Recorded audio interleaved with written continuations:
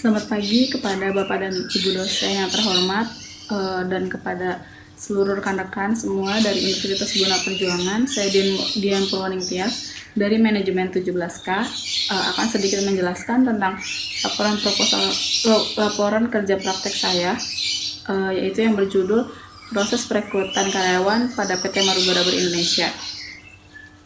Kemudian kenapa saya mengambil perusahaan ini? Karena PT Marugo Rubber Indonesia adalah perusahaan manufaktur yang berfokus pada otomotif rubber. Contohnya itu seperti part-part yang anti-vibration seperti itu. Kemudian perusahaan ini itu merupakan perusahaan PMA, pemilik modal asing yang mempunyai kantor pusat di Okayama, Jepang. Oleh sebab itu saya ingin mengetahui seperti apa proses perekrutan yang ada pada perusahaan ini. Kemudian ada lambang dari PT Marugo Rubber Indonesia sendiri, itu angka 5. Kenapa angka 5? Karena lambang tersebut mempunyai arti 5 orang pendiri yang berharap perusahaan ini bisa tumbuh dan berkembang di 5 benua, yaitu Asia, Amerika, Eropa, dan Australia. Kemudian ada sedikit profil perusahaan. Nama perusahaannya itu PT Marugo Rubber Indonesia, tanggal berdirinya di bulan Oktober. Kemudian alamatnya di Jalan Harapan 7, Lot LL6, Karawang International Industrial City atau KIC, Sirnabaya, Kecamatan Truk Jawa Timur, Kabupaten Karawang, Jawa Barat dengan kode pos 41361. Jenis perusahaannya itu adalah manufaktur, jumlah karyawannya ada 426 orang.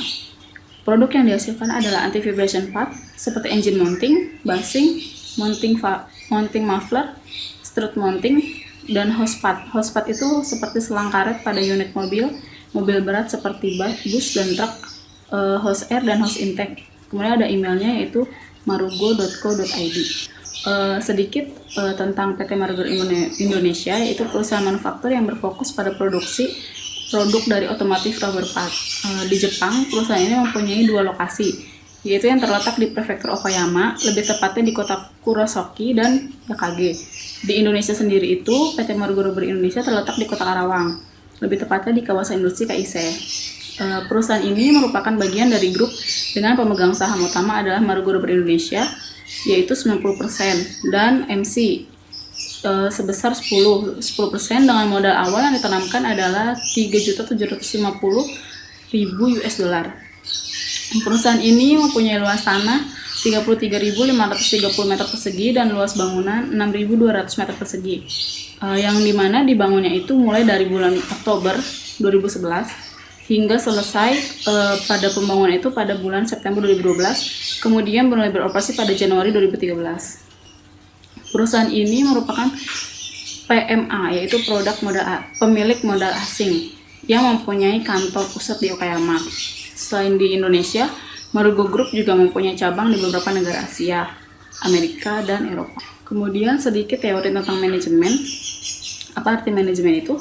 Manajemen itu adalah suatu proses yang khas yang terdiri dari tindakan, perencanaan, pengorganisasian, pengarahan, dan pengendalian yang dilakukan untuk menentukan serta tercapainya sasaran yang ditentukan melalui pemanfaatan sumber daya manusia dan sumber lainnya. Kemudian tujuan dari manajemen itu melaksanakan dan mengevaluasi strategi yang kita pilih secara efektif dan efisien.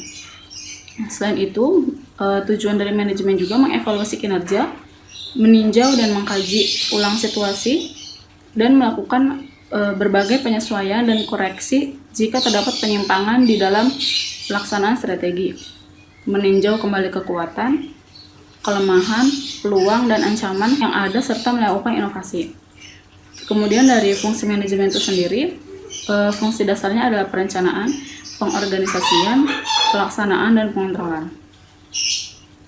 Kemudian ada sedikit pengertian dari MSDM atau manajemen sumber daya manusia, yaitu adalah suatu proses untuk merencanakan atau untuk memberi pengaruh dan memberikan pengawasan untuk kegiatan pengadaan, pemberian kompensasi, pembangunan, pengorganisasian agar tercapai tujuan individu untuk organisasi dan masyarakat.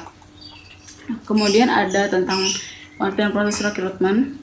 Rekrutmen itu adalah upaya pencarian sejumlah orang atau calon karyawan yang dapat memenuhi syarat dalam jumlah tertentu, sehingga dari mereka perusahaan dapat menyeleksi orang-orang yang paling tepat untuk mengisi lowongan pekerjaan yang ada. Tujuannya sendiri itu untuk menyediakan calon karyawan yang memenuhi syarat bagi perusahaan. Kemudian metode dari rekrutmen sendiri itu ada dua. Yang pertama ada metode tertutup dan metode terbuka.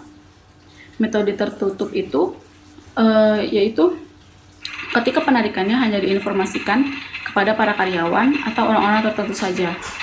Kemudian ada metode terbuka ketika penarikannya diinformasikan secara luas dengan pemasang iklan pada media massa, media cetak, atau kepada media internet dan melalui pengumuman di BKK atau di penyalur kerja lainnya. Kemudian ada proses rekrutmen karyawan pada PT Marugou Rubber Indonesia itu sendiri. Yang pertama itu proses seleksi ya. Proses seleksi itu dimulai dengan wawancara awal setelah pelamar rekrut. Jadi sebelum proses wawancara ini akan ada tes untuk tes tulis, di mana tes tulis itu terdiri dari tes dasar matematika, kemudian ada tes psikotes, kemudian jika keduanya lolos, pelamar dinyatakan lolos untuk ke tahap selanjutnya, yaitu proses seleksi untuk wawancara awal. Nah, tahapan ini tuh dilakukan proses eliminasi terhadap pelamar yang tidak memenuhi persyaratan yang diajukan oleh perusahaan. Misalnya itu harus S1.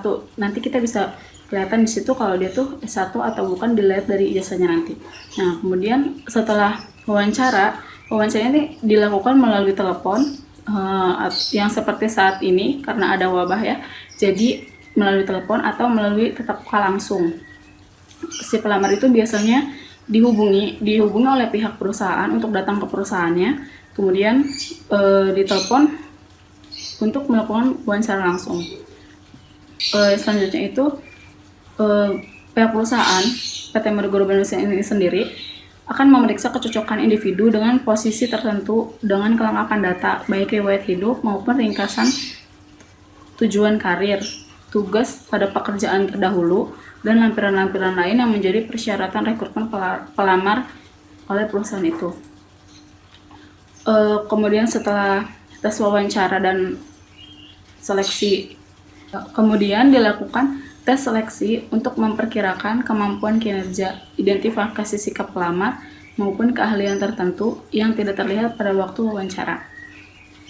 Setelah tahapan semua selesai, maka akan dilakukan tes seperti cognitive test, kemampuan psikomotor, tes pengetahuan mengenai pekerjaan, tes kepribadian, tes kesehatan, dan analisis tulisan tangan. Selanjutnya itu adalah wawancara kerja, di mana tahapan ini adalah percakapan terarah dan saling bertukar informasi antara pewawancara dari pihak perusahaan itu sendiri dan calon pekerja. Kemudian meneliti apakah meneliti atau periksa silang antara latar belakang dan referensi dari seseorang yang dapat memberikan informasi latar belakang yang valid tentang pelamar. Setelah melewati semua tahap dari proses seleksi yang panjang, maka diambil keputusan seleksi yang biasanya diajukan oleh supervisor atau manajer dari perusahaan tersebut. Pemeriksaan kesehatan selanjutnya itu pemeriksaan kesehatan dapat dilakukan sebelum atau sesudah pegawai diterima. Nah, tapi kalau di perusahaan PT Marugou ini sendiri, si pemeriksaan kesehatannya itu ada di tahap akhir. Tapi tergantung oleh departemennya juga, karena ada departemen yang sesudah diterima dan sebelum diterima. Kemudian ada masuk ke tujuan umumnya itu tujuan umum dari laporan ini itu menambah wawasan dan ilmu pengetahuan mahasiswa, karena ilmu ini tidak diperoleh di perkuliahan dan lebih bermanfaat bila diaplikasikan pada instansi atau perusahaan. Kemudian di tujuan umumnya itu menambah wawasan dan ilmu pengetahuan mahasiswa, karena ilmu yang diperoleh di bangku perkuliahan akan lebih bermanfaat jika diaplikasikan pada instansi atau perusahaan dengan cara kerja praktek. Kemudian ada tujuan khusus. Yang pertama itu membangun mahasiswa yang siap dalam menghadapi permasalahan dan tantangan dunia usaha atau kerja, serta memiliki kemampuan dalam menganalisis permasalahan dalam lingkup teknologi. Yang kedua, mendapatkan pengetahuan dan pengalaman sesuai dengan disiplin ilmu di lingkungan kerja sebenarnya, sehingga mampu memberikan umpan balik berupa perkembangan keilmuan di dalamnya. Yang ketiga, mendapatkan data-data yang dapat diangkat menjadi masalah untuk disusun dalam proposal tugas akhir. Yang keempat, melatih mental mahasiswa untuk selalu siap dan tanggap dengan kondisi yang ada di lapangan kerja. Metode ini saya lakukan dengan cara metode deskriptif, library research, dan yang terkait dengan pelaksanaan KP, dan juga dilakukan secara praktek langsung di lapangan. Adapun pekerjaan yang saya lakukan selama kerja praktek yang dilaksanakan dari hari Rabu tanggal 8 Januari 2020 sampai dengan tanggal 4 Maret, ini adalah tugas yang saya lakukan ketika kerja praktek selama tanggal 8 Januari hingga tanggal 4 Maret, yaitu sebagai tugas utamanya membantu input data calon karyawan maupun karyawan. Kemudian tugas pendukung itu yang pertama pengenalan pada hari pertama, di mana memperkenalkan diri dulu supaya lebih mengenal para karyawan dan staf di perusahaan tersebut. Selanjutnya ada permasalahan dan solusi, di mana permasalahannya itu yang pertama adanya perbedaan kontrak antara laki-laki dan perempuan, kemudian adanya ketidaksesuaian dalam penempatan karyawan baru. Sebagai solusinya, yang pertama itu sistem yang digunakan dalam perekrutan harus benar-benar matang supaya calon karyawan yang diterima itu sesuai dengan kebutuhan perusahaan. Kemudian pihak perusahaan itu menyamaratakan calon karyawan baru laki-laki dan perempuan sehingga tidak terjadi kesenjangan sosial di antara mereka. Kemudian pihak perusahaan juga harus lebih tepat menempatkan orang-orang yang tepat pada tempat yang tepat supaya tujuan dari perusahaan itu sendiri itu dapat tercapai. Kemudian ada kesimpulan dari kerja praktek saya ini bahwa bagian HRJA merupakan bagian yang paling berpengaruh terhadap penerimaan calon karyawan yang akan bekerja di perusahaan tersebut. Penempatan karyawan ini harus berada di posisi yang tepat supaya penempatan karyawan pada posisi yang tepat menjadi keinginan tenaga kerja yang masuk ke dalam perusahaan, karena dengan ini karyawan dapat mengetahui tugas-tugas dan tanggung jawab yang diberikan kepadanya serta dapat menjalankan tugasnya dengan baik-baiknya. Penempatan ini harus sesuai dengan keahlian yang dimiliki oleh masing-masing karyawan, agar dengan adanya penempatan tersebut, semangat pekerja dan prestasi kerjanya itu tinggi, maka perusahaan tersebut akan mendapatkan hasil yang lebih efektif dan efisien. Kemudian ada sarannya itu perusahaan harus bisa menjalin komunikasi yang baik terhadap calon karyawan supaya proses rekrutmen bisa berjalan dengan baik dan tanpa hambatan. Perusahaan juga harus bisa mencari calon karyawan yang tepat untuk posisi yang tepat. Nah, perusahaan juga harus lebih memperhatikan dalam segi perekrutan calon karyawan, karena perekrutan itu sangat penting bagi perkembangan suatu perusahaan. Bagian HRJA juga harus mengetahui posisi yang tepat untuk calon karyawan. Penempatan karyawan harus disesuaikan dengan tingkat pendidikan dan keahlian yang dimiliki oleh karyawan sehingga setiap tugas yang diberikan dapat dilakukan dengan baik serta dapat mengurangi kesalahan dalam pekerjaan. Selanjutnya ada uraian pekerjaan yang saya jalani di setiap harinya, mulai dari tanggal 8 hingga tanggal 4. Ini lebih banyak menginput, dari mulai menginput karyawan cuti, data harian, uang makan catering, kemudian ada jadwal karyawan sendiri, kemudian ada jadwal untuk spesifikasi calon karyawan, kemudian untuk kebutuhan pantry, absen karyawan, hasil tes dasar dari hasil rekrutmen, kemudian ada input data Kaizen, gaji karyawan, dan banyaknya input data. Dan data BPJS, data seragam, dan calon karyawan yang sudah terekrutmen. Kemudian ini ada tampilan foto kegiatan saat saya sedang menginput data.